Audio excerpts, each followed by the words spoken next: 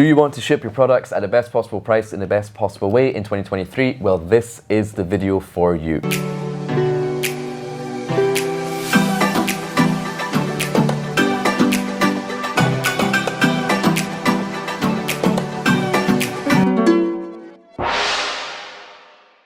Yes, and welcome back to the Visual Sourcing with Kian YouTube channel. Today I've got a very special episode for you guys. If you are shipping products from the Far East, from China, you will have had some challenges in the last couple of years, which is why I brought on an absolute expert. I myself have been shipping products for the last 12 years, and having known Barak for a year and a half now, I've learned so much from him as well, just from learning in terms of best shipping practices and really understanding how your products are moved. And the better you can understand that, the better prices you can get. So I really want to just invite an expert, Barak, onto the channel. We met a year and a half ago in Vegas. We just got on really well. And whenever I've had any sort of shipping questions, I just pick up the phone, talk to Barak, who's always been very helpful, which is why I wanted you guys to get to know him as well. So Barak, thank you very much for coming on the channel today. And, thank you actually for having me in Dubai right now. We're in person. Yeah, absolutely. Right. So we've been doing a lot of Zoom calls, and now finally, great to have you out here in Dubai. So Barak is actually the founder and CEO of Forsket, which is a digital freight forwarder. And he's very kindly offered a discount for you guys as well, so make sure you stick around to the end of the video to see exactly what that is. But first, I want you guys to learn from him. But Barak, maybe why don't you take a minute or two just to introduce yourself and say like what your experience has been and how you got to where you are today. Absolutely. We have been working on a lot of aggregators, large e-commerce and Amazon brands, as well as like retail wholesales across the world. And I'm really happy to have like a new exciting like a platform to bring into this industry, especially on the e-commerce and Amazon industry. There are a lot of like old-fashioned freight services, or like no tracking. Sometimes people are using and then they stuck with their freight forwarders. They cannot really reach out to people. So a lot of challenges, especially in 2021, 22. With the COVID and then supply chains, as well as the cash flows. So many things have happened, and I'm really happy to be part of like this great really e-commerce and Amazon community, and then and kind of provide solutions and then help people go through with the challenges, Yeah, and the platform's really cool. We'll flash up some screenshots as well. And the website is forsket.com if you want to check it out for yourself. But we'll flash up some screenshots here. And I think tracking is so important to have the visibility, because traditionally for me, like I've been sourcing products from China since 2010, and when we want to know where our shipment was, where our goods are, we had to email our freight forwarder. Sometimes it takes a couple of days. They're like, yeah, it will be with you in 20 days, but I still don't know where it is or when it's actually going to arrive. But I think the beauty of what you guys do is that you can just log in at any time. You don't actually have to speak with anyone. You can just have full tracking of where your goods are at all times, and know exactly when it's going to arrive and know exactly where it is right now, because all containers and all shipping vessels have got a tracking number. But essentially, like previously, the freight forwarders would just hold on to that information and they would email it to you, but you're essentially giving people visibility of that. And you guys do so much more, but that's just one of my sort of favorite features. But we're in 2023, just at the start of it. The last sort of couple of years have been challenging.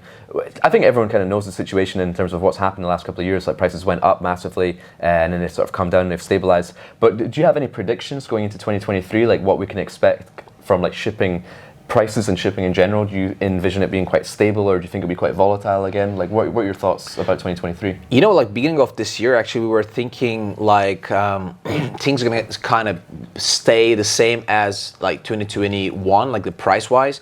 But with the the what happened between some political issues between like China and Taiwan and Ukraine and Russia, the market stayed really hot till the beginning of the summer. But with the inflation and the recession, the increase in the interest rate, so all these things kind of really slowed down the economy. And a lot of companies, especially e-commerce, like really boomed in 2019, beginning of the pandemic, like 2020 and 21, it continued.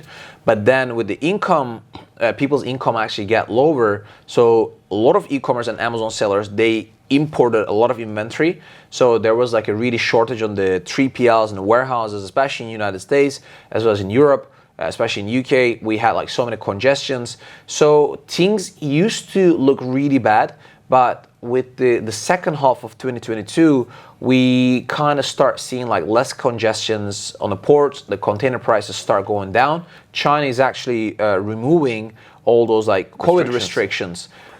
People can now start traveling outside of China. People can go back to China. You know, you and me, we couldn't go to China last 3 years, unfortunately. I have an office in Ningbo and Shenzhen, and unfortunately, I haven't seen my employees. I haven't seen my office. You know, so we have had so many different situations in our company and challenges as well throughout with the customers. And then 2023 is going to actually be part of same as, like, I think with the COVID still might spike up, you know, because China expecting a lot of like cases, and we are seeing that, as well as hopefully by this summertime of 2023, I'm expecting again, you know, the interest rate is going to go down, so people's like buying power might increase. So I think the first and second quarter of 2023, the prices might stay a little lower, but I think it's going to go a little higher because also the shipping lines. So it's really hard to answer to that, but I think there's one thing that is really important for e-commerce and Amazon sales, especially like who's following you, is to understanding the cost, the landing cost, how to track the shipments, how to manage their inventory, not to order overstock, but same time not run out of inventory. I think that's really important, and then I think people used to pay like more attention that last 1 or 2 years, but I think 2023 is going to be very critical since a lot of people actually lost revenue and then profit last 6 to 8 months. You know, yeah, and I think like what I take from that as well is that, you know, in 2023 we'll hopefully get a little bit more stability and stuff with the opening up. So there'll be initially like a spike at the beginning of 2023 and probably over Chinese New Year, but after Chinese New Year we should see a lot more stability in terms of factories not locking down, not closing down. Right. So, and then obviously with inflation rates coming down as well, we'll have more consumer buying power. So it will get busier again, which as a result, it could mean that prices go up, but also if the shipping lines release more cargo, release more vessels, release more container, there will be more supply, therefore the prices could also remain relatively stable. Right. But I think it's important to just have a good relationship with your freight forwarder, have a good relationship with your supplier, be in constant communication, like to be able to, like I can pick up the phone to you anytime and be like, hey, what are you guys seeing in the next 3 months? And you can be like, hey, we envision prices are going to go up because of X, Y, and Z, or we think the prices will remain stable. But we can have those conversations, and I think that when you're planning your inventory for the next year, definitely talk to your supplier in terms of, you know, what they can store for you. You mentioned about raw material prices, raw material shortage. Yeah, you know, we used to have like a really crazy like a chip crisis. Like, you know, even the car makers used to have like a lot of problems, but with the demand slow down, so now like things are catching up back. So I think that's really important to be in touch with your freight forwarder, ask them like, what are you expecting, what are you seeing? Because we sometimes talk, I mean, you talk to probably 20, 30, 40, 50 different companies every month, and now you know how many quantities they're going to order, and then you kind of see what they used to order last quarter, last year. So now you have like, okay, this company is actually average each one of my clients, they're ordering like 20% less. It means that I'm expecting like this and that. So I think it's really important to ask the right question to the freight forwarder and suppliers to manage your cost. I think that's really important. You know? For sure. And so you touched on it a little bit. We talked about the difference. And I feel that, like, you know, having talked to the community and to this audience for a while, like, it's still many people aren't very clear on the difference between a freight forwarder and a shipping line. And so Barak Forske is a freight forwarder. He will manage your freight for you. But essentially that freight is coming on the shipping vessels. And the shipping vessels, the shipping lines are your companies like your Maersk, MSC, Costco, Evergreen. And they basically control. And basically when prices went up, that's because those shipping lines removed capacity. They removed vessels. But a lot of people, when they see prices going up, they're thinking, oh, my freight forwarder wants to make more money. It's like, no, there's just less, there's less capacity, there's less supply, and there's more orders, which is why prices go up. So can you explain briefly, maybe in like 60 seconds, like the difference between a shipping line and a freight forwarder? It's the same as, like, you know, as you mentioned, the shipping lines are actually the main lines that they're allowing you to kind of rent containers, put the products in, put it on the vessel, and then freight forwarders are the one who makes a deal with the shipping lines, because shipping lines sell like bulk containers. Like, we have an MVOCC license, and then we have a contract, let's say, with One High Line and then Evergreen, and then I tell them like, okay, I'm gonna actually buy from you, rent from you 5,000 containers from main port like Shenzhen to LA, and then Ningbo to Baltimore, for example, or Germany, or Hamburg, or Barcelona. And then they're like, okay, so here's the contract. You are responsible to like ship with us like this amount of containers, and then we're like okay with it. So there are two types of actually freight forwarders, and most of the e-commerce and Amazon sellers, they don't really work with the freight forwarders who have like a contract.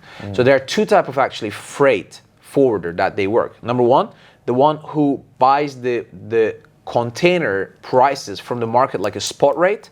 It means that the freight forwarder doesn't have a contract with the shipping line, so they can work with a different shipping lines.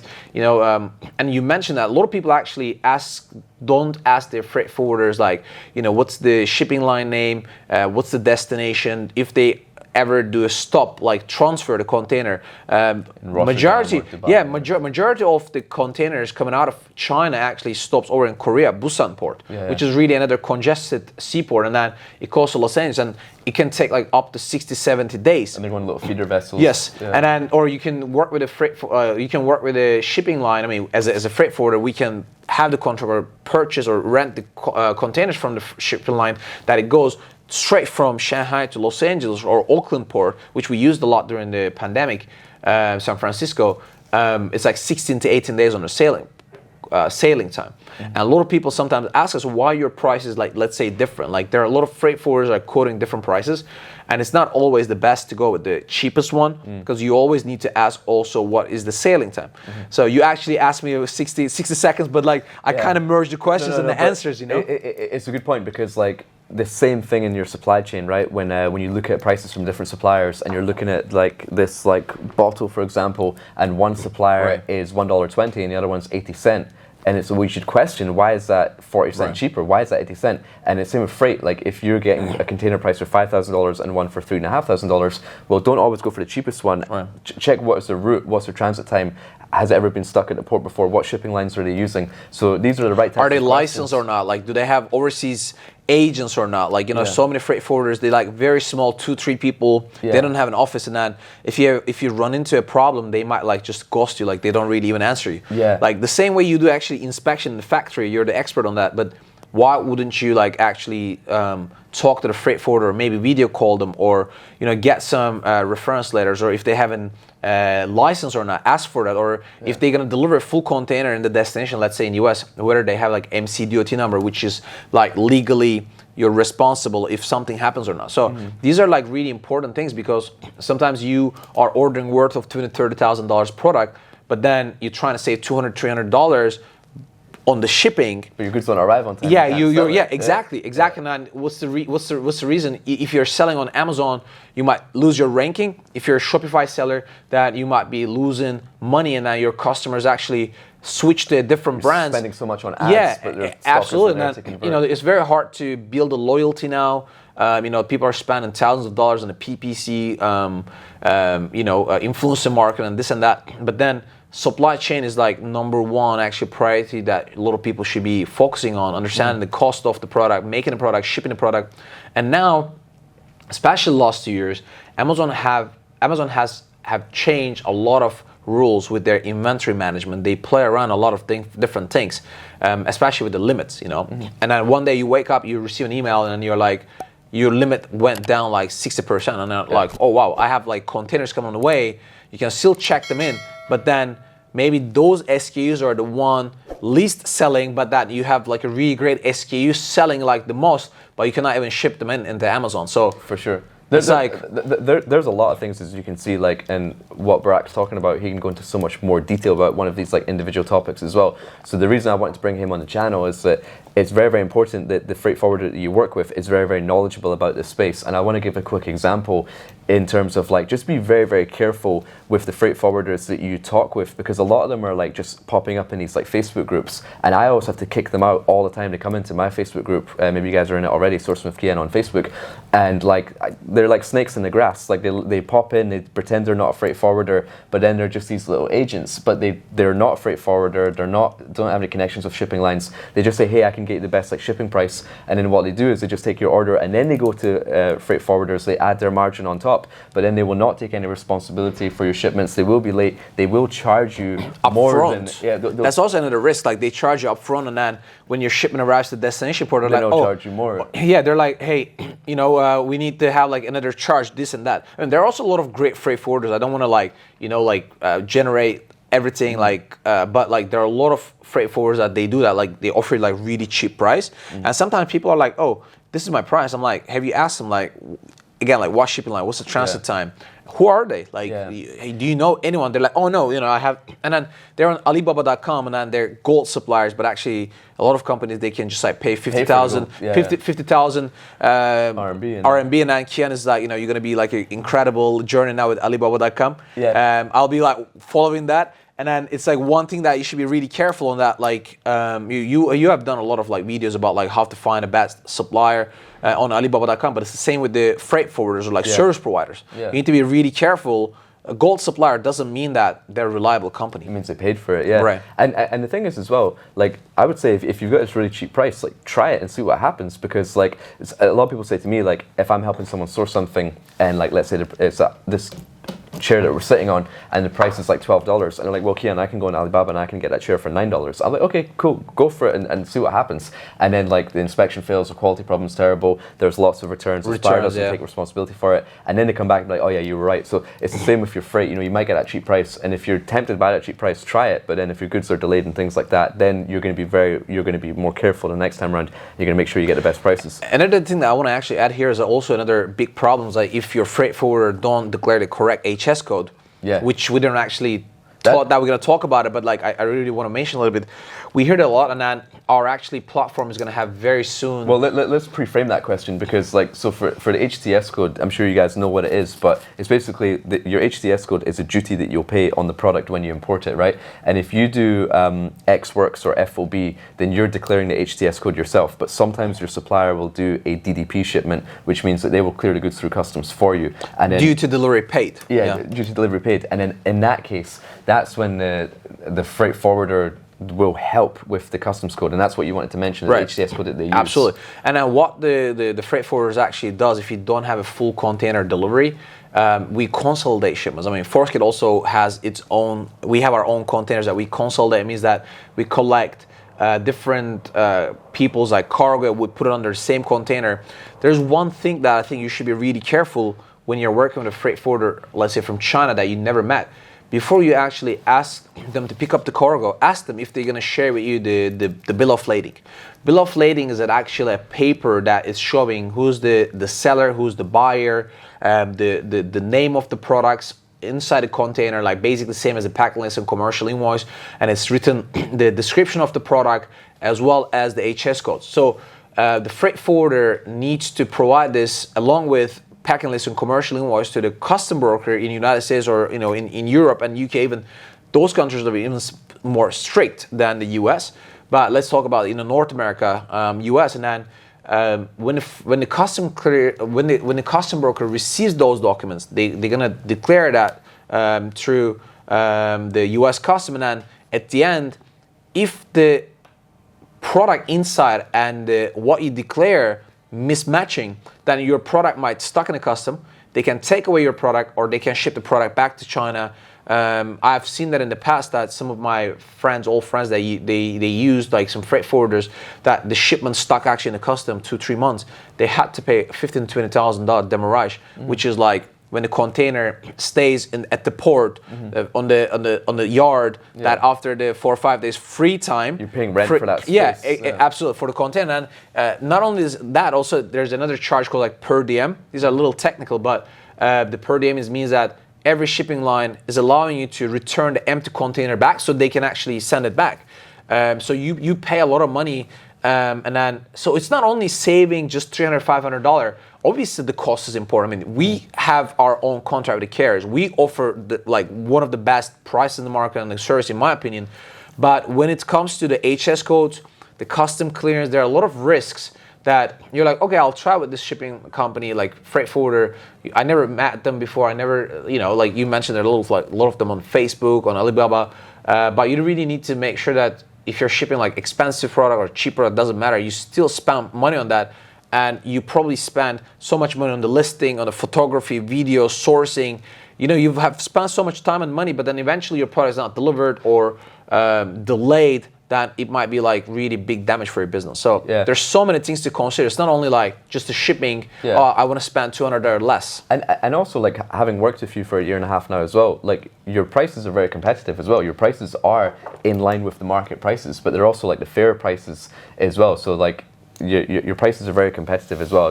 The way we're framing this is just don't be attracted by those super really cheap prices, Right. but you are essentially in line with the market as well. And It's the same way that you give the example, right? You order like a water bottle, and then sometimes you ask a supplier in China like, oh, why are prices cheap? He said like, oh, my boss wants to give you like really the best price, but it's like, but what kind of plastic you use? You know, what kind of lid is that? You know, What's the catch? What's the catch? Like, you know, you cannot have like 5 prices are like very close to each other and there's like 20 to 30% off. You'd be like, you know, suspicious. The same with the international freight. Yeah.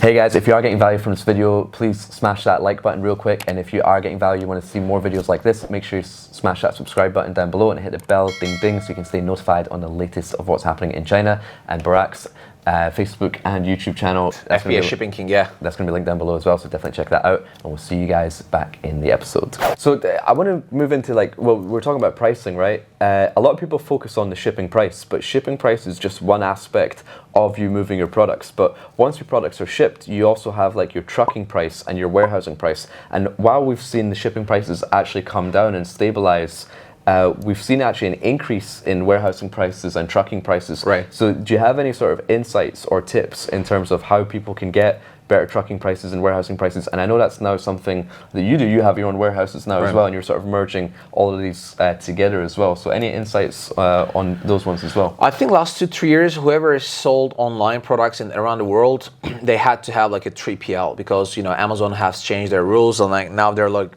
other marketplaces like come into the game, like Walmart or Etsy is becoming like really important, like for the handmade products, especially in the United States.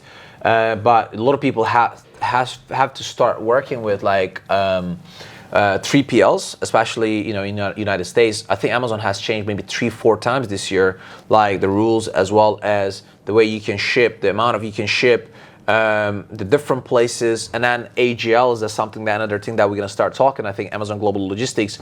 Now Amazon is also coming up with a new idea, like it's called AWD, Amazon Warehouse Distribution, I think, which it's really scaring me because the way Amazon like deals with the fulfillment centers, like we all know that like how much they actually have failed with, you know, inbound shipment, they lost the products. You know, delay the check-in process, ship out the wrong product. So now they are actually lack of customer service. Lack of customer service. And Amazon Global Logistics, I think one thing that everyone complained is that their team is only in China and they speak only Chinese. So like, and then you will never have like, if you're an Amazon seller, you know that how great like the, you know, Amazon customer service. You know, so you always talk to someone overseas that no one ever seen actually your product like physically. So same thing with Amazon Global Logistics or the distribution center, that they're managing those things like remotely. You'll never be able to like kind of get real-time tracking information. You'll never be able to get actual active answer. You will not have like a dedicated account representative. You never know when your shipment is picked up, and then Amazon always gives you like estimate. And I've spoken to someone, and then his shipment, when he booked, it says like 60 to 75 days, like estimate, and then at the end it delivered like after 7 months.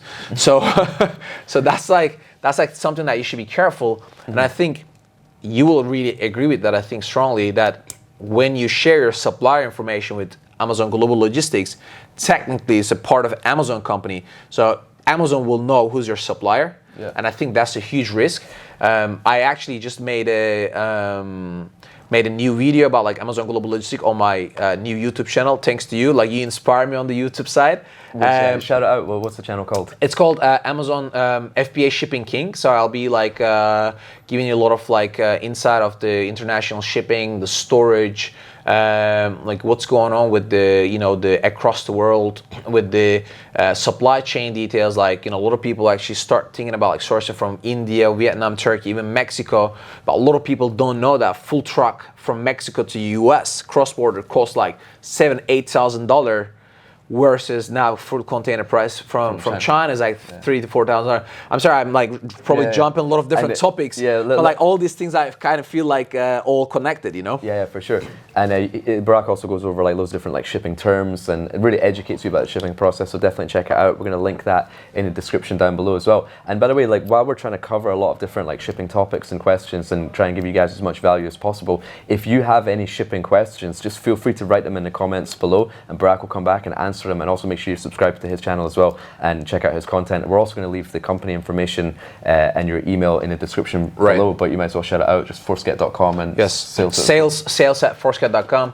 And then we have a special bonus for you guys as well. If you stick around to the end, we'll give you guys a special offer. But let's transition a little bit into a question I get asked quite frequently is that, hey, should I get insurance on my cargo? Essentially, I'm shipping these, you know, I've got this like $10,000 order, I've got this $100,000 order. Actually, sorry, one thing I forgot I was going to mention about AGL, about Amazon Global Logistics. You know, you mentioned about, you know, the AGL now has your factory information, and a lot of people ask me, you know, should I use AGL? The prices are really good, and I kind of warn them based on the same things that you had mentioned. But I also say that, hey, how innovative is your product? Because if you're doing like a Me Too product, like an iPhone case, I don't really care if AGL know my factory because they can get an iPhone case from anywhere. But if I've invented the next electric toothbrush which brushes your teeth on 2 rows, which no one's ever seen before, there's no way I want Amazon to know who my factory is, because that could be a potential product that they can launch as well. So the higher the level of innovation, the less I want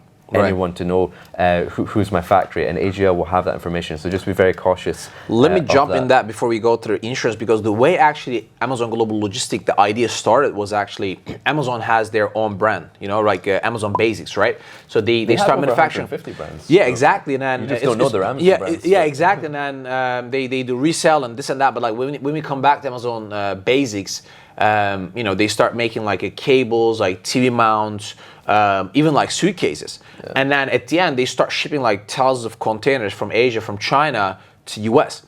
And at the end, they're like, when this global pandemic started, they're like, okay, so we have a lot of like container that we want to ship, and we cannot find enough space with the shipping lines that I have a contract with. Why don't we rent out, charter our own container ships? Actually, same way that they, you know, I'm sure when you land to, I don't know, US, like, you know, the LAX or like Miami airport, like John F. Kennedy, you see the prime airplanes, right? Mm-hmm. So they actually ship air cargo off the Amazon from, you know, between the domestic as well as international. So same thing, they start doing it with the container ships.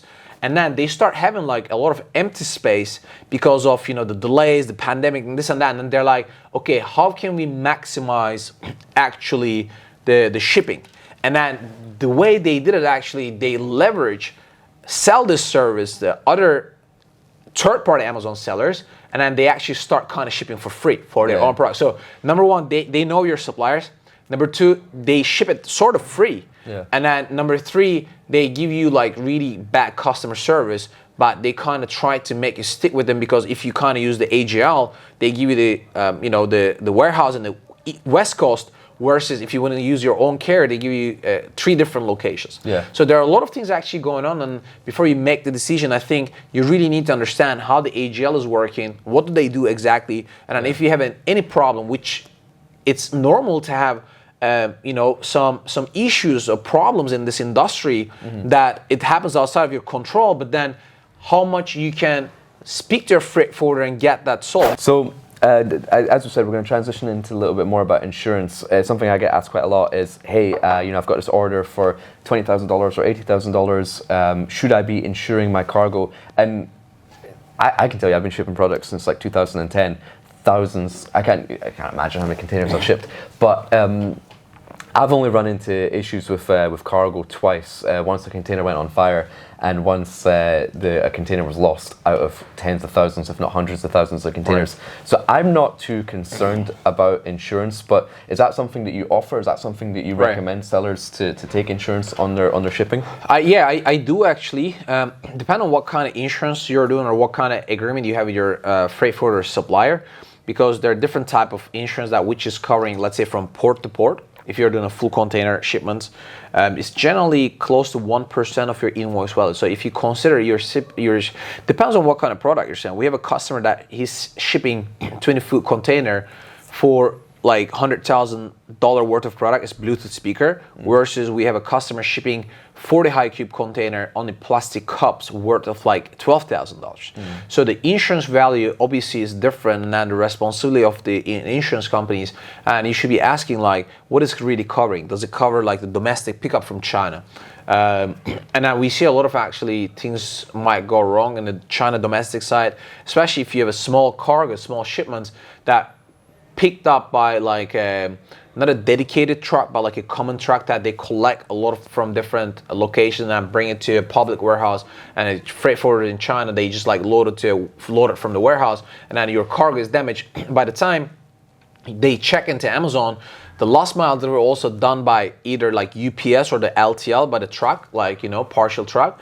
And then Amazon just sends you a picture like, we cannot receive this because it's damaged. And then you're like, oh wow, where did my product get damaged? So in our company, the advantage of like digitalization of this entire process is we take free of charge pictures when the shipment checks into our warehouse in China. So if there's a damage, we take a picture, we send the customer free of charge and tell them your shipment is damaged, or like 5 cars damaged, like what do you want us to do? Like, should we send it back to the supplier, or should we like repack it and charge you or charge the factory, something like between your agreements? And then by the time it comes to our warehouse in US, let's say, maybe the container has a small hole and then it kind of leaked in water, and then the outside boxes are not damaged, but like water damage. Yeah, like it got like humidity, and then the water like kind of changed. It happens to a lot of different people, because it's not like, you know, you're on the nice easy going like a cruise. It's like it's a really rough season, and all these containers, like some of them really old, 20, 30, 40 years old. And we do the inspection before we load it. But anyway, long story short, depends on the type of service you use, and I think something like really worth it, but you just need to understand the coverage, because a lot of freight forwarders are like, say, okay, that's a way to make money, and like offer you like $100, $120, $80 for an insurance, and imagine you collect that money from like 1,000 customers in a year, and then if something happens, you're like, oops, you didn't choose the right coverage, so like we can't pay you any money. So out of interest then, just to clarify, is that 1% the insurance cost, is that 1% of your shipping cost or 1% of your product cost? 1% of the product cost, 1% of your like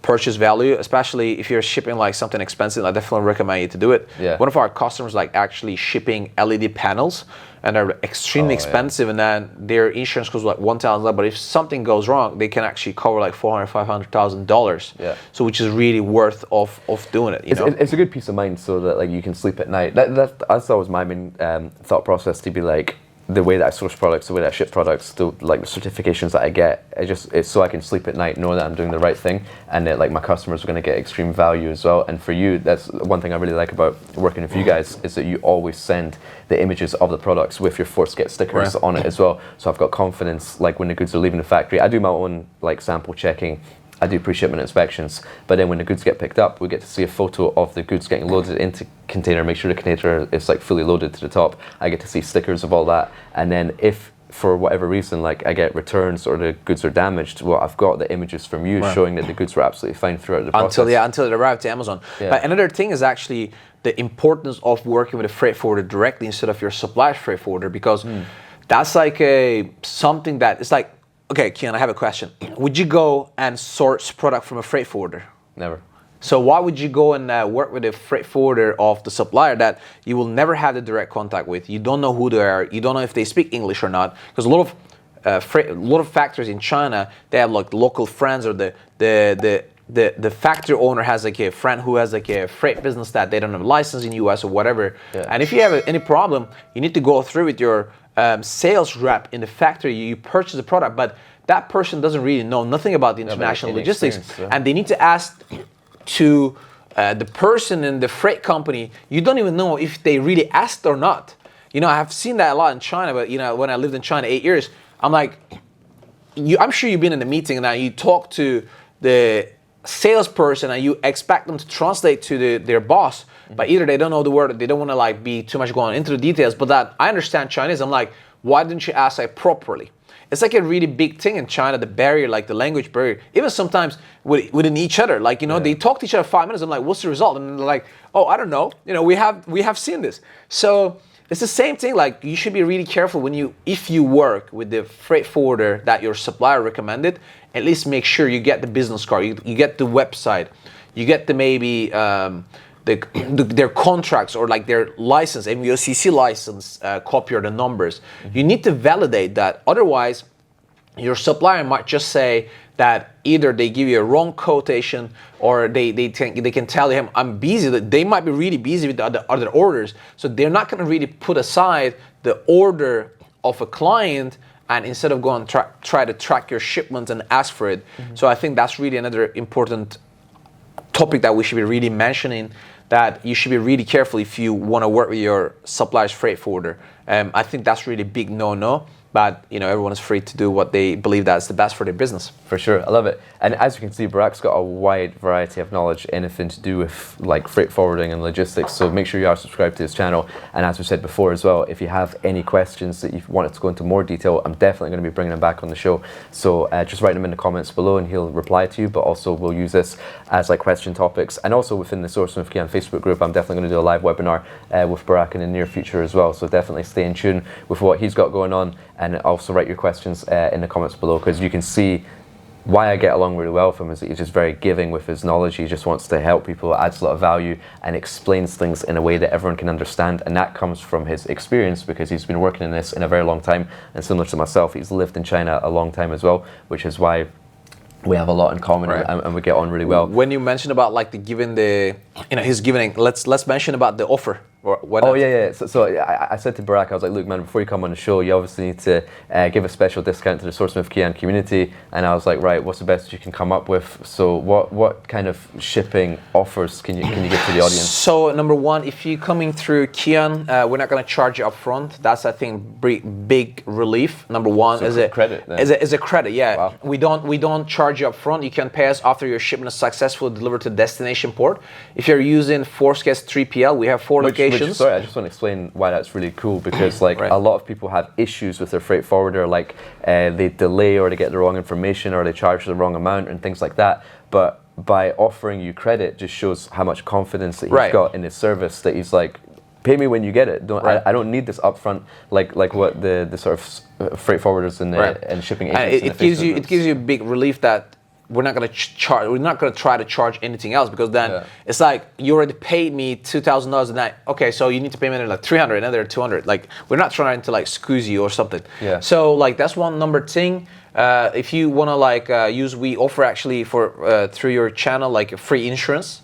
Okay. And then if it is EXW, we offer free pickup in China. So actually, if it is like a 3PL usage, then we offer like $300 storage credit in our warehouse in US. Okay, that's great. So you just mentioned free insurance. So we talked about the value and importance of insurance just there. So that means that anyone who basically signs up with you for shipping will get free insurance. And then on top of that, did you say a credit on either storage or shipping? Yeah, either like $300, whatever the price we agreed on, we'll offer you $300 like welcome offer for the first shipment, or we can do a $300 if you need warehousing service. That we also offer like FBA and FBM.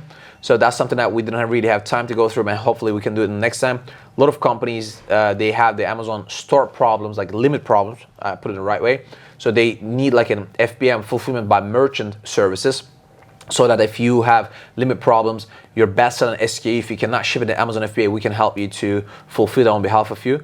And everything is like integrated in our Forscape platform, that you can just go and see your inventory, your movement, your quotation, how much was it, anytime, 7/24 hours from wherever you're in the world, mobile-friendly app, as well as like in our website. So I really hope that, guys, this episode was like helpful to understanding like a little bit of international shipments and the supply chain. Absolutely. And so where's the best place for people to inquire about these things then? So if they're like, yeah, cool, I want to take you up on that free insurance and stuff. I think the best thing is actually sales@forscape.com. You can see it in here, sales@forscape.com. You can always like text me also. You can find our contact information on our website, forscape.com. Cool. And I think that's pretty much it. And where can people get like a demo of the platform? They can also watch it on our YouTube. And also for your channel, like special something I can add, like we can offer people like 15 minutes free consultancy. So we can send the link below. One of our account rep sales reps that people can actually go through the questions and ask. That's something that I understand the value. Like, when you and me, when we both lived in China, I think getting the correct information was like very difficult, and we really deep dive into that, like to understanding, to trying to find an expert. Now a lot of people can find like a really good free information on internet, like on YouTube, or like really good seminars, like events that we go, a lot of them during the year. But I think talking to an expert like 50 minutes, it's like pretty priceless to make the right decision for your business. For sure, and we talked about at the start of the episode about the importance of having a relationship with your freight forwarder, to be able to tell them your situation and to be able to ask them questions, to get sort of insights in terms of like prices in the next 3 months. And when we've talked before, it was always like, okay, LA port is congested, which port should I go into? And you were saying, all right, I've got this shipping line, it's going to go into Oakland. Right. It's a smaller port, we can get it in much faster. So we were able to figure things out just by talking, but it wasn't me trying to like guess, like, all right, which port do I ship to? I could just call you and be like, all right, go for this one, bro. This is a quieter one. You get your goods in much faster, and it's also a cheaper price. Right. So and actually, one more tip before we finish it.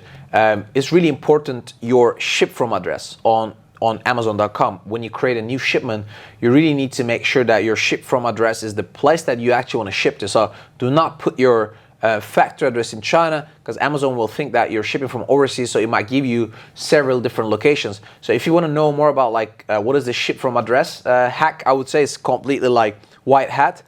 You can always reach out to me at sales@forsket.com. I'm happy to answer those questions also. Perfect, Why is bro. it important to ship from address? Awesome. Well, yeah, you've just got so much knowledge to share, and we'll definitely get you back on the show. But I just want to say a big thank you for coming on and providing value to the audience.